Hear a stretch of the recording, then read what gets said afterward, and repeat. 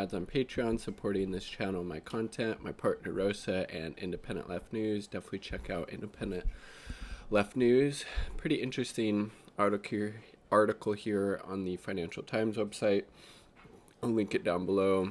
You can see China's the president, obviously Xi Jinping, calls for wealth redistribution and clamp down on high income. So we're seeing, again, kind of another perspective, or the kind of continued growth of, socialism with Chinese characteristics. And it's pretty awesome to see what China has been able to do for the people there. I mean, it was in 2020, right, that they eliminated absolute poverty in that country of over 1 billion people. That is a huge, massive accomplishment. And then now Xi Jinping is saying that they're going to, clamp down on, the rich and the very wealthy, basically, to have a more equitable distribution of,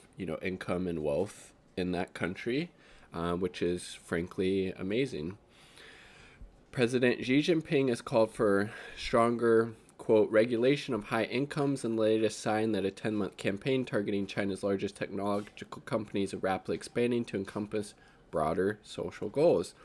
State media reported that the meeting of the Chinese Communist Party Central Finance and Economic Affairs Commission on Tuesday, chaired by Xi, had emphasized the need to regulate excessively high incomes and encourage high-income groups and enterprises to return more to society.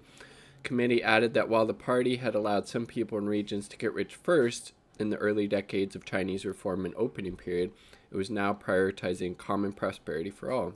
Love to see it. China's richest entrepreneurs have been under increasing pressure since November, when the planned $37 billion initial public offering of Jack Ma's Ant Group, which had been the largest ever, was canceled after the internet tycoon criticized the country's financial regulators. I love to see it.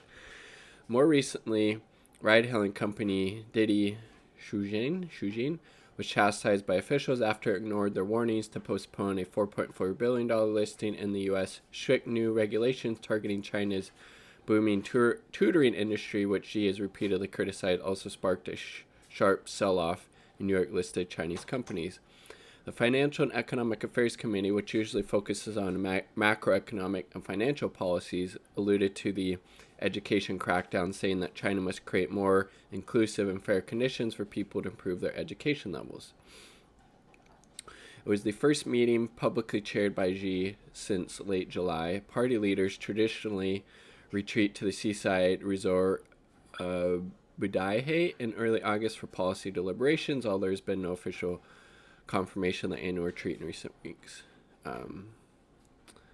Let's see. Stagnant consumption data has made clear that it's urgent to increase people's incomes and focus more on distribution fairness, said Wang Jun at the China Center for International Economic Exchange, a Beijing think tank. One Chinese entrepreneur said the renewed emphasis on inequality and other social problems, coupled with the recent crackdowns in Didi and education companies, had sent a clear signal to the private sector. It sends a very strong message to every company, said the entrepreneur, who asked not to be identified. The party wants to have a stronger say in your business, and they want you to be more obedient. Eating a little shout to my plum here.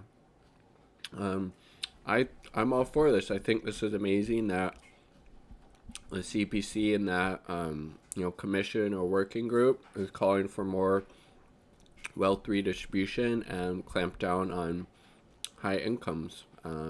Love to see it, in complete support of it. Would really love to visit and experience China in person at some point, potentially next year once I graduate. Like the video if you like the damn video.